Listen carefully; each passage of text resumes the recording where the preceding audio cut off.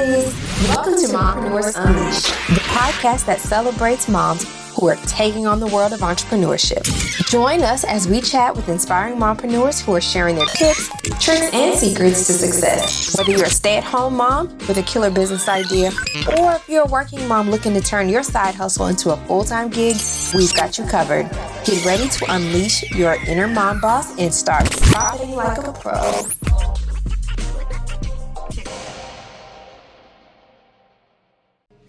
Welcome back to another episode of Mompreneurs Unleashed. I'm RaQuita Weathers. I'm your host. So thank you guys for attending this live recording of our podcast.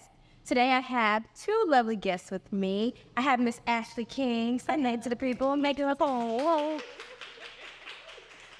here for the claps, y'all. And we have Miss Trecia Landrum.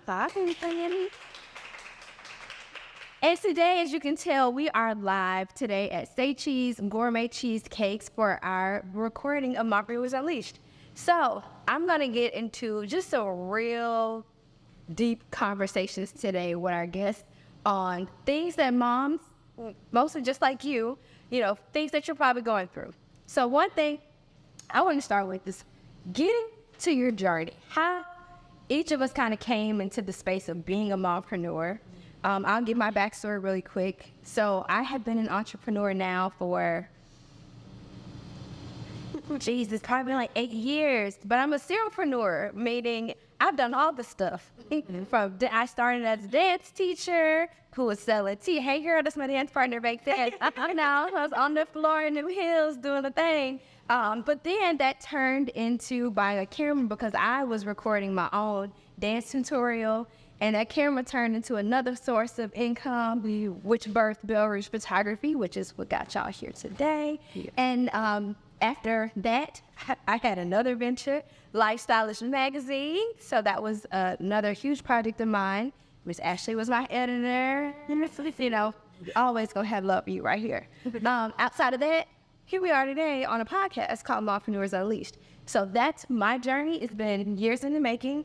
I have also been in corporate finance, as in not anymore. I was. I retired myself in December, so the side thing became the main thing, and so that's where we are. And that's my backstory. So, but let's go into Miss Ashley. Okay.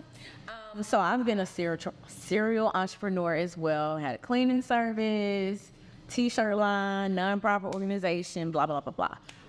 So 2018 is when I had my very first client as far as book publishing. In 2019, in June, I went full time. So I guess it's 4 years? Okay. Full time as far as book publishing and helping people with their books. And I think that's like my journey. But I want to say how most people quit their job. Actually, God called me off mine. I literally got a promotion on Friday and put in a 4-week notice on a Sunday. So I believe in doing, leaving something better. So instead of doing a 2-week, I said I'm gonna do 4-week to train the next person I had a line. So mine was like a step of faith, and I felt really stupid after I just got a promotion to quit like 2 days afterwards. So yeah, but it was all time. Yeah, it was worked out. Okay. Well, when you guys said it, serial entrepreneur, I guess I am a serial entrepreneur of sorts too. My first business was a floral business, something that I had converted my passion into. And so I was doing small arrangements for businesses and weddings, but then it became too much work. I think, I didn't have economies of scale. I was spending more money than I was making. And so I shut that business down. And I've grown in my corporate career. I'm in healthcare as well, so director for Johns Hopkins, but that's a 9-to-5. My passion and what's my new business is career coaching and mentoring for women of color in the corporate healthcare space. And it's been a wild journey. It's almost a year since the business, the Willow Collective, has existed. Getting many clients and just trying to figure out economies of scale and how to kind of keep clients rolling in and get repeat business. But that's my journey. Well, thank you guys for sharing. Because we ourselves, we have our own dreams, we have our ambitions. However, life gets in the way of that, as you know. And sometimes it may be the money at the 9 to 5 that's keeping you there, having the security, or you have the spouse that's like not the risk taker. Therefore, we need to keep the money whole in the house. So I'm gonna say for me personally, that was my journey. My husband's always believed in the things that I'm doing. You know, can you go, babe? But don't leave your day job. Not we got bills to pay. We need it. But at the same time, you start to see it has to make sense, right? So sometimes we're pushed into entrepreneurship because company may have closed, you may have gotten laid off. But when you take that leap, when it's not actually, you know, there's not $1 million on the other side of it, you know, there's no guarantee. That's where I think it's a little different. Especially, girl, you're special. Because the promotion, I don't know what about girl. But I'll say this, I didn't have a kid when I started, when I wanted to be an entrepreneur. But once that happened, once the marriage was always there. My husband, he and I have been together for 14 years. Wow. Married for 9. That we clap that up? Yeah. What love? I'm a college sweetheart, so here we are, we're still kicking it. We're done. But you know, when you grow with a person and they know you grow with them for that many years, you know. So to have the trust and to have that connection, like, okay, I can hold it down. Like I trust that you can make this happen. So that's a whole nother word, which took me off topic, but I had to say it. Yeah. But when you have that in your marriage or in your relationship, boom. Y'all gotta make it work. Gotta make it work. Outside of having the support system in the house, the children, right? So the kid, the fur baby, or the multiple kids, the older kids and the little babies. It does make things a little difficult because, for one, you're not just catering to your needs anymore. You know, we are it for everybody else in the house. So and I'm gonna touch on this. This is another thing too. How do we carve out the time for us in the midst of everything else? We want the successful business. We want the successful relationships. We want the kids to be top tier and everything as well. And I know many of us, we may be trying to figure out how the heck do I do it all? I think we're all there. Oh, yeah. In some form or fashion, we all want the best for everybody. And I know I veered away from my question, but I wanted to hear how had just marriage and children or kids, puppies, you know, how that has impacted your entrepreneurial journey, you know. Okay, I'll start with you right here, girl. Yeah. Well, for me, it has been mentally challenging. My son will be 2 in September. So it wasn't until 21 months that when I had him, I saw him as a responsibility. You know, I'm a wife, I'm very active at church. And so pretty much as the admin or the finances, I get phone calls to left or right, whatever. Being a mom, I came to the point where I no longer wanted responsibility. I battled with that till recently. And I don't know if it was like mental depression or what exactly, because I would go to the doctor, they ask you those questions, I would pass, I'm good. But I would literally cry, be upset. And I don't know, I never wanted my son to feel like he was like a burden. Yeah, a burden, because I grew up feeling that way. And so I recently had a conversation with a good friend and I started crying because I was like, I feel like that's what my son is experiencing, because I was like, I don't want any more responsibility. But I realized with blessings, all of us entrepreneurs, aspiring entrepreneurs, that blessing comes with responsibility. So I had to change my perspective and say, God, I don't want to block any blessings. Like my son is a blessing, having a business is a blessing. So for me, for almost 2 years, it has been like a mental challenge not to feel like I'm overwhelmed. I don't want this anymore. Don't call me for nothing. Don't bother me. Like I was just at that point, and I realized that now having my mindset change, the relationship between my 2-year-old almost is much better. Like he doesn't have as much tantrums, and I didn't realize, I guess, how much I was projecting or how much he felt off of me. So I guess being in a mental space to say, you know, thank God for this blessing, not like, oh my God, it's another responsibility, and not seeing him as a burden or anything else as a burden has really impacted life. being a mom, a wife, everything. So just really seeing stuff as a blessing and not just another responsibility for me. That's awesome. Mindset shift. Yes. Changing your mindset there. Okay, very, very key takeaway. All right, Trecia. For me, I started my business kind of in the crux of feeling overwhelmed and frustrated in my 9-to-5. I was that person who had been in the organization for 11 years. I had been promoted multiple times. And so I was on what would be considered the fast track to get promoted to the next role. But in that, I was working extremely, extremely hard. I was working long hours. I was taking phone calls from my boss at night on the way home. And I still had kind of my 2-year-old. And it wasn't, and it was a blessing where I was not promoted. And I said, you know what? I've been doing the job and I'm out. Stepped out on faith and I said, I don't even know what's lined up, but I know God got me. I'm stepping out. And so I resigned from my job, gave them 6 weeks notice because, So, Jenny, look, I said, I will show you how this is done. I'm exiting with grace. Our timelines don't match up. And so the energy and the time that I had when I stepped away, and I was without a job, a 9-to-5 for about 2 months.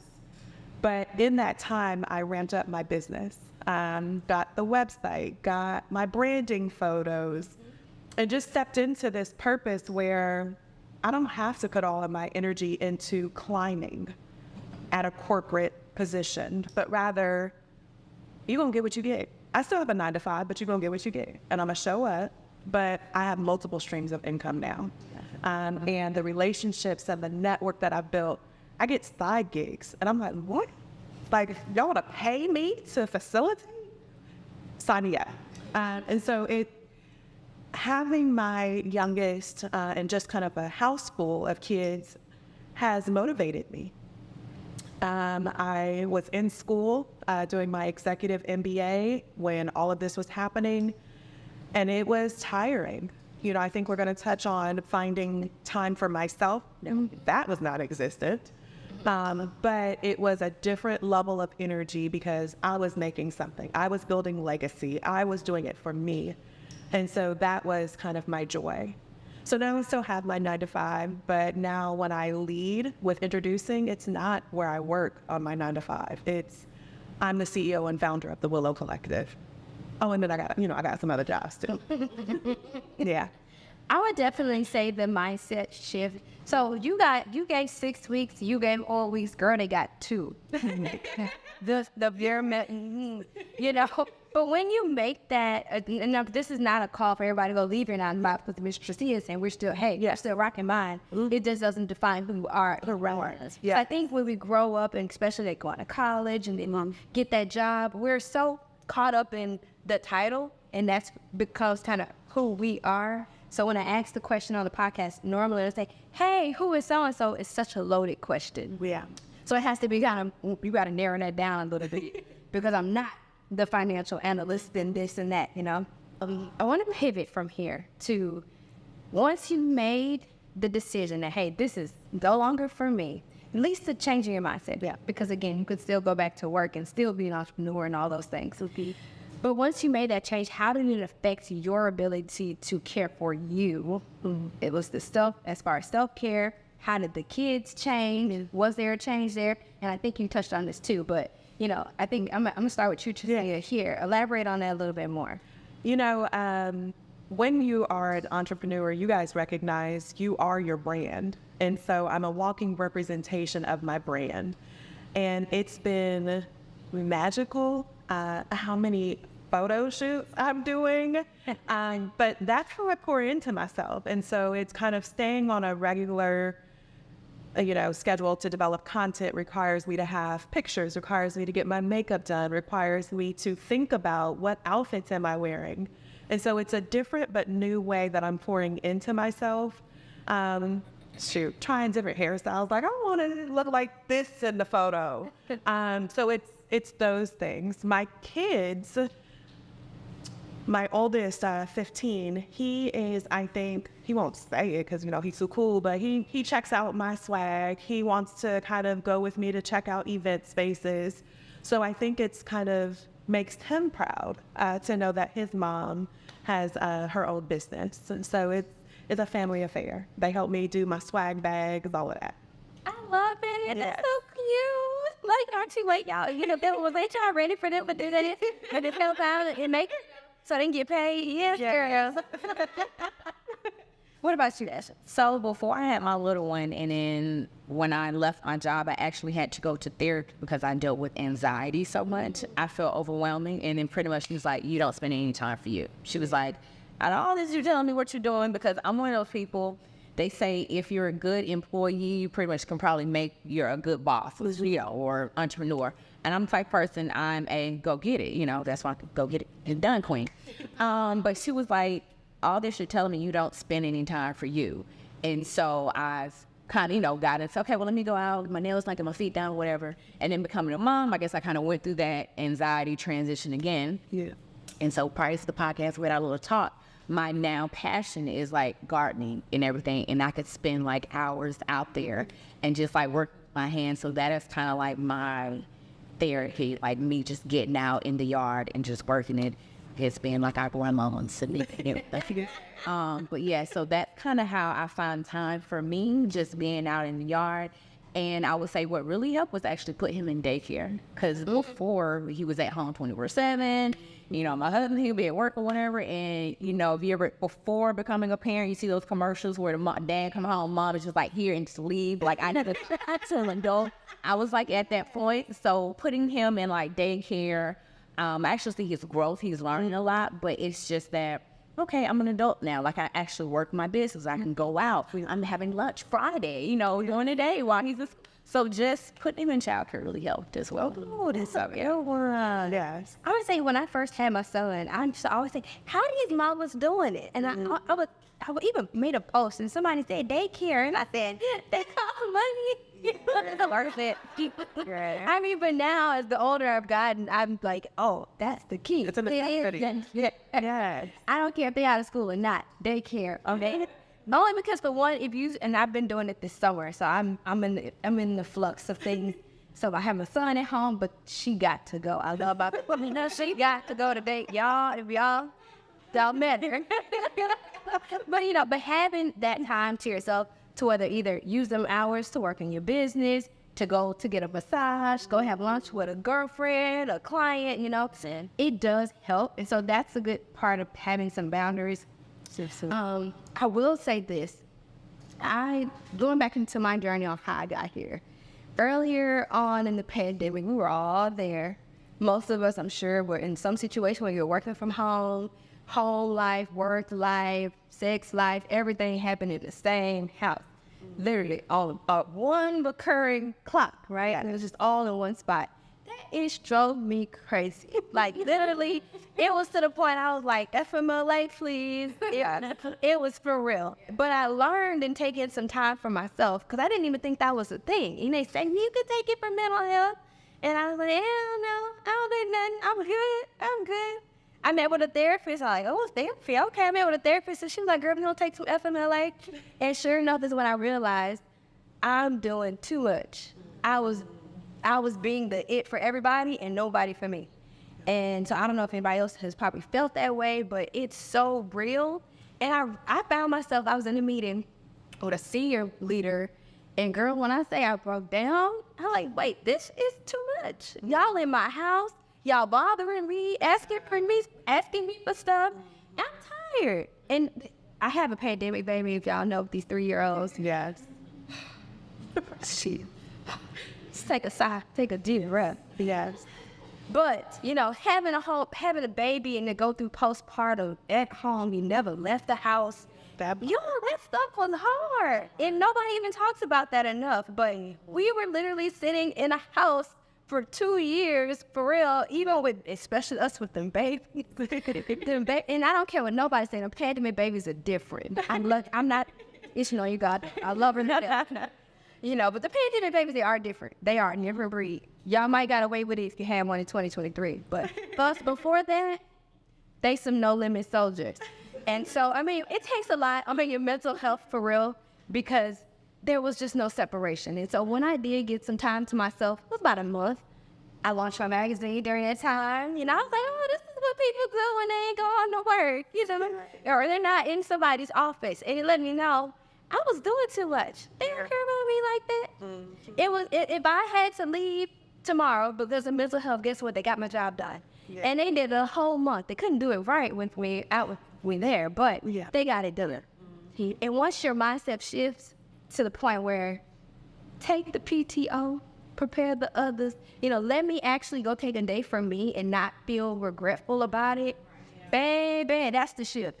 That is the shift right there, when you can take time off and not give a dang about it. Okay?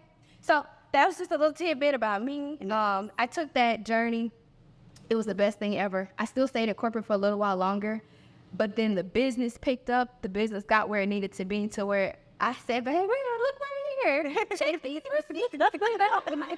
making more than a corporate job right now. And it was enough to give security to him and say, I know what I'm doing. Maybe all them years ago when I kept saying I was ready, I wasn't really ready then, but I'm really ready now. I had the proof. I had the receipts to be like, these people, they get it. They see it, you know. So having that, and then be able to also provide that kind of comfort to your spouse, that was big for me. I know the kids saw a change for sure. Because, baby, the stressed mama versus the cool mama, we was two different people. Two different people. I'll just never forget. My son came to me one day. He's like, Mom, look at this. And baby girl, I gotta get this email. He said, you missed it. And he said, Mom, you missed it. You was working. And ever since then, I have just changed the way I work. Guess what? The email's gonna be. Yeah. Boundaries set in. I learned, okay, after this time, I'm clocking out. Yep. Because they're looking. They see it all. Especially at this very young developmental age. They're going to remember, Mama was too busy working for me. So and you get nothing else from today's conversation, that's okay. You can let it ride. If you didn't get anything else from today, we're not done. But the kids are always watching. Yeah. So set the good example, okay? So I'm going to pivot to another question. We had a question from the audience. We got a couple of them, of topics that I want to cover. So one, let's talk about your village. So my village at home. She might be watching. Hey, girl. So I have my village. I have my mother-in-law. She lives with me, and I have my husband. So that's the whole journey in itself, y'all. Okay, go say. Take a step. Okay. Wait, take a step. Just don't watch this part, huh? Don't watch this part. But you know, that's a journey in itself. Lord, y'all gotta get out the house. Get out the house. So yeah, that's for me. But my village is in my house. My family's, I'm from Louisiana. I didn't say that earlier, but everybody else is back home. So I have an in-house village, you know, in-house support for the most part. We'll leave it at that. What's yours like, Miss Ashley? Wait, before I say that, before I go, having good girlfriends. Miss Stephanie, Miss Amber. So having good people around me. So if I really do need help, y'all, can y'all just watch the paper just a minute? You know, having someone close. It don't have to be a whole big tribe. Yeah. But for me, just having at least 1-2 good girlfriends that I can call if I ever need something. If you don't have it, find it. But that's my 2 cents there. What about you? So of course the husband, but then I would say my mom, she stays probably about 12 minutes away. So like my husband works at night, so mom is watching a little one right now. So I think it's amazing, like how mothers are versus when they're grandmother, like please for that. Just like really. So my mom and my aunts, like I don't understand, like my aunt has really been like the second grandmother. She would literally come and take him and like kidnap my child. I'm like, he's mine. Like you're not even his grandmother. Like she would do more, like she would just take him, go out of town. Like we literally took a road trip to Texas because she just wanted. Oh, wow. She needed Mark. Yeah, right. Actually, her grandson turned 1 today. So, but it's just amazing. I think like family has been in. I do have some friends. I haven't necessarily been able to call on them, but they're understanding. Like we do have lunch, and it's like, okay, the little one has to come, and they're like, okay, he's crying. Well, let me take him from you. I went on a road trip with a friend. Kids are older, and it wasn't as pleasant because they were like teenagers, and this is a toddler, and she had phased from that. So I really felt like that parent that's like, your child's making noise, you're being embarrassed, versus having those friends that are going to embrace it. Like, girl, I know you need a break. Let me help you, and you just go have your time. So, yeah, family and friends have been a really great support system. I love that.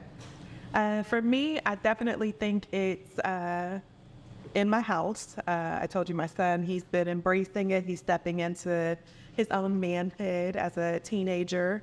But finding kind of my mom crew, my mom group. So with the baby, having play dates, getting him out, but then still having adult time, or hey, y'all take the boys, we're going out for mommy time. So that's been good. And then in building my business, I've had kind of just people who've been riding and dying with me. Like, it's like, what you need? I'm there. Like, you need me to set up? You need me to do music? I'm like, girl, yes, all of that. That's what I'm doing. You know? And so it's kind of having those girlfriends who can serve as my personal board of advisors, depending what I need them on. Like, hey, let's consult about business, or God damn, babe, you know, my nerves. Like, I need to talk. So I have those outlets. And then the beauty I find is mingling them together. So building them and bringing them together and saying, hey, I really need you to meet this dope person. Yeah. So networking. Good. I love that. This brings me to my next topic, which is outsourcing and delegation. I'm gonna tell y'all, you gonna get all on me. It's hard. Once you realize, for one, it's hard to be a one-woman show, right? You need help. And we've all kind of explained that by having a village. But in your business, if you are so busy doing everything yourself, what do you get done? If you're the administrator, the operator, executor, everything, the finance, all of it, man. How do you really get work done? How do you get time to go meet people? How do you get any marketing done? You have to buy, like, what's the little stuff you hate to do? Like, I mean, I can't stand some of the stuff I can't stand. A lot of stuff, but give somebody else to do it. Not to get y'all up in my business, but once you realize, just little stuff, it could be like, hey, I just want somebody to call these pictures for me. I took them, you can go call them. You just saved me 2 hours of my time. Yeah. 2 hours of that time, I could have been working and staring at a computer. I just got to go spend having ice cream with my daughter. You know, little things like that. Time, things that save me time. It doesn't have to cost much. It doesn't have to, you don't have to do it all the time. But if you just put little processes in place to where you can save some time to get quality time elsewhere, that's where I found delegation and outsourcing. It makes sense. The money makes sense at that point because, I get to do stuff I like. And so what? I get some of the money here and there, but the time itself is it's way more valuable. What about you guys? Like that. When I had my first networking event, I was like truly overwhelmed. I do project management in my day-to-day and event planning. So it was more so the graphics and the ambiance and vibe I was trying to create. Like, how do I word this? And it was before I found ChatGPT. So I was like, so I outsourced my flyer creation and kind of like, I didn't know what this was like. Okay, how do I get people to pay for their ticket? So I had to outsource that too. And I was like, I'm willing to pay this money for somebody to create this flyer, set up the event page so I can get this launch off the ground.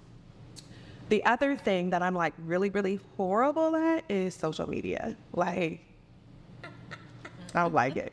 Like, I lived through RaQuita when RaQuita posts stuff about us and it's like, oh, I should probably like that.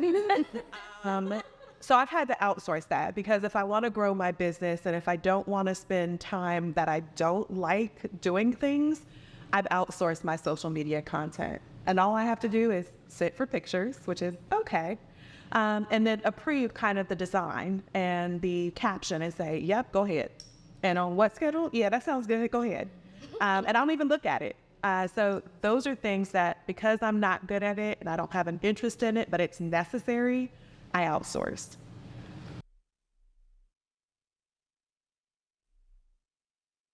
Yes, I wanted to know, when it comes to creating a podcast or you getting the vision to do this, did you ever become I guess, nervous about the amount of podcasts that's out there, because I feel like sometimes I go through that, even becoming a maternal mental health therapist. While I know there's a deficit during the pandemic, maternal mental health therapy, just what Black women went through, in the hospitals and things like that, it was like a big boost. And I feel like sometimes it's hard to like create my own lane.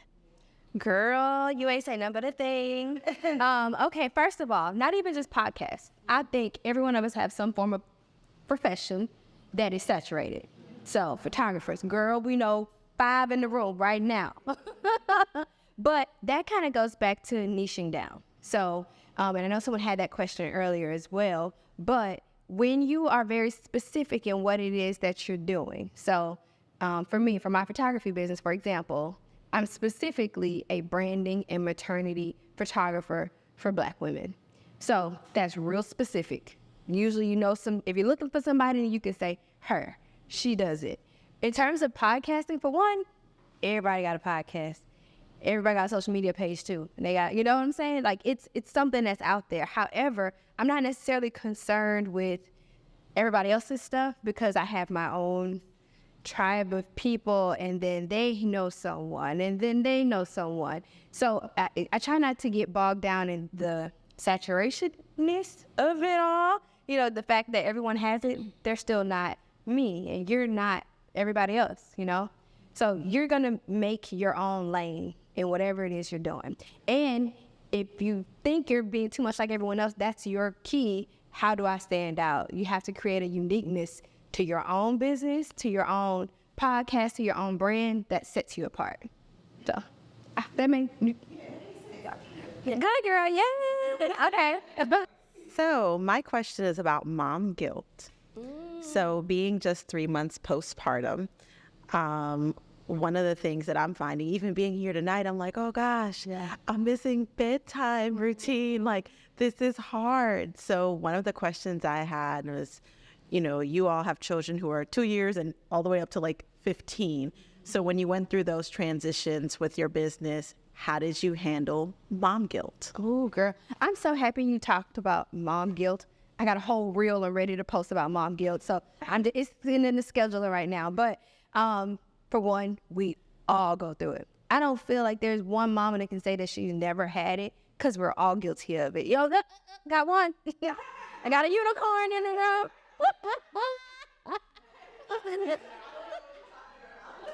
I found the unicorn in the room.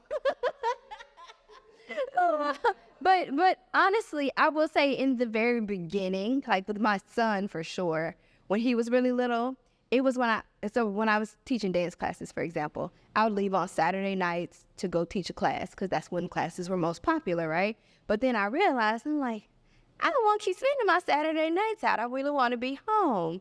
I pivoted. That's when I pivoted into photography because I was guilty. I felt guilty. It was fun for me. It wasn't making no money. It was fun for me. But I had to kind of like put big girl panties on and like, what's going to be something that makes sense so my son can be proud of me kind of thing.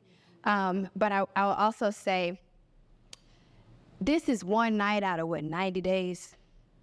Yeah. Baby, 3 months, you know what I mean?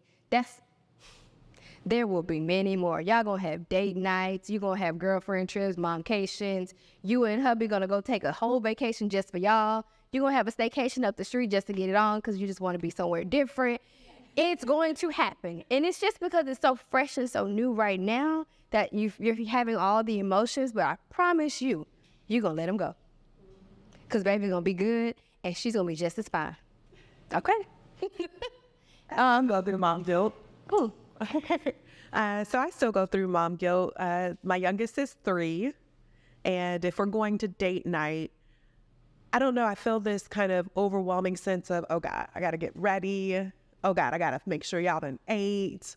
And then it's, oh, you're going to cry because we're both leaving.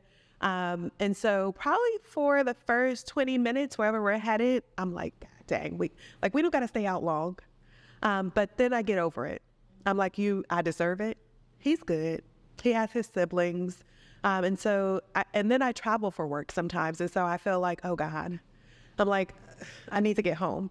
And so I try to control my schedule. So I might fly out early Tuesday morning, fly home Tuesday night. So I'm not overnight anywhere. because it's mom guilt. But I have to sometimes, especially if it's for me or if it's a date night, have to realize I have to nurture that relationship too. And my baby gonna have to be all right. But when I get home, I'll be like, come on, baby. Look, come on. Like, let me hug you. Let me kiss you. Wake up. Wake up. So I'll say it will get easier. Sometimes it won't go away, but just realize that you got to nurture all relationships. You want to add on that? Well, I mean, I kind of can't relate because you remember like the first 21 months of his life, I was just like, y'all can have him. So I can't necessarily relate. So I'm like, he good. You know, like, I trust him now. He good. All right. All right, girl. Y'all can't see this, but Miss Chelsea in the back, girl. You so funny. She said not a day. Do we have any other questions? Yeah. Oh, yes, I want your question. So I guess this question would be for all of you. Obviously, all of you all are beautiful moms and beautiful wives with your own businesses and with having the kids or finding a balance for the kids and your man. How do you, balance the intimacy in your work life as an entrepreneur, especially postpartum, because you say you have a 3-year-old, you have the 2-year-old, and you have the diva, the 3-6. Yeah. So how do you guys get back in the groove postpartum and balance business at the same time? I'm going to say this first of all. You got to know your person. So that's one thing. I know my person he likes fun, with me, of course.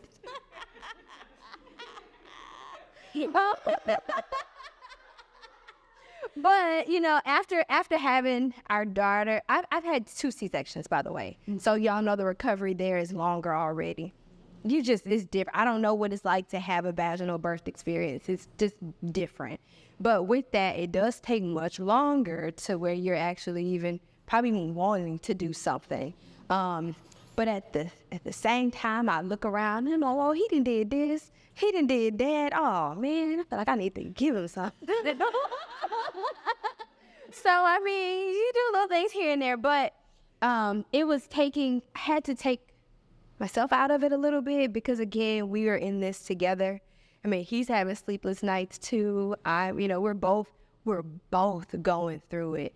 And if I feel like it's all just me, you need to cater to everything to me. Who's catering to him, So that's my perspective on it. And like I said, I know my person. My person is going to get very bored if I keep saying, not tonight, not tonight, not tonight. Well, we're going to have a problem. And I don't want no problems. You don't want no smoke. Now, you don't want no smoke with me. So therefore, I'm like, okay, we'll give here and there. That was my take on things, was keep everybody, happy house, happy life. He don't like that phrase, happy wife, happy life, because So that's my saying. He like happy. I don't know what his is, but it ain't the happy wife thing. But that's just my take on it. It's just it's a give and take for everybody, and so we can't feel selfish in that. Because again, even though we did all that work, they still doing work too. So what about y'all? So I'll say maybe the first year was very different than our normal routine. I had gained, still trying to lose 72 pounds during my pregnancy, and I actually had to get injection in my knees because it was like hard to sit, it was hard to stand, it was hard to move. So I literally, like when I say my mental was just like gone, I wasn't trying to feel it. Like I don't even feel myself. My knees, it was just a lot. So I think dealing with all that and the physical, then the mental, and then I think coming to having like my mom, my aunt who would pick them up in the whim and, being down the street, it kind of helped get things back in order. But that first year, it was like, let's not a discussion right now. But very understanding, and it's like getting back to the routine and just having our life. Like we have family fortnight on Friday. We all just turn the couches into a fortnight. We all sleep out there. And if mom or auntie wants to pick them up on the weekend, and Saturday, Sunday, you can have them. And then me and daddy are just, having our fun time. Yes. So yes, it's, different for everyone. But that first year for us, it was like physically and mentally, I am not here. So. And I can piggyback off of that. I think kind of the weight gain is more so what deterred our sex life, because I didn't feel pretty. I was like, don't be touching on me. Don't be rubbing on me. Don't tell me I'm pretty. Like, you see this. You see what's happening here. And so it took a while for me to kind of feel like myself again. You know, those first couple of months with the babies, it's hard. You're not sleeping, and then it's kind of a disruption to your life. And so it took a while for us to get back. And I think what motivated me, similar to what RaQuita said, it's like, okay, like, girl, you got to put out. You got to kind of make an effort. And what I found, and I told you, my youngest is 3, so we're still going through this, is that I have to set the stage for what turns me on. You know what I'm saying? So let me go take a long bath. Let me go light the candles. Let me go put on some lingerie. Let me go look in the mirror and put on these red lips. And they'd be like, hey. Like, hey, you up? Because I'm ready. So it's kind of, I have to treat myself and get myself right. And so that's definitely helped too. I love everybody answers. Well, if there are no more questions, I will wrap us up here. I'm going to start with just getting everyone's socials and information. So how can everyone connect with you guys going forward? What's up? I guess just Instagram, because someone hacked my Facebook, so I'm just over this right now. It's a whole ordeal at that. So on Instagram, currently, it is the Ashley M. King. Website is ashleymking.com. Everything is Ashley M. King, okay? So if there's no M in there, it's probably not me. But ashleymking.com is where you can find me. Website, YouTube, whatever social media platform I still have right now. So I like it. And I told y'all I'm not a social media person, so I was like, oh God, what is my social media? The website is thewillowcollectivegroup.com. And then my socials are the Willow Collective GRP for group shorthand. So follow me at the Willow Collective Group. And if you guys aren't following Belle Rouge Photography, that's Belle with an E at the end, and also Mompreneurs Unleashed. And y'all can now visit the website. Everything is live, mompreneursunleashed.co. So thank you all. Thank you guys so much for being a part of this live panel discussion with us. I want to thank our audience for being here tonight, for asking your questions, and for being involved with us. Once again, thank you guys, and stay tuned for our very next episode. That's it. Thanks for checking out another episode of Mompreneurs Unleashed. Be sure to like, follow, and subscribe. Tune in next week for our following episode.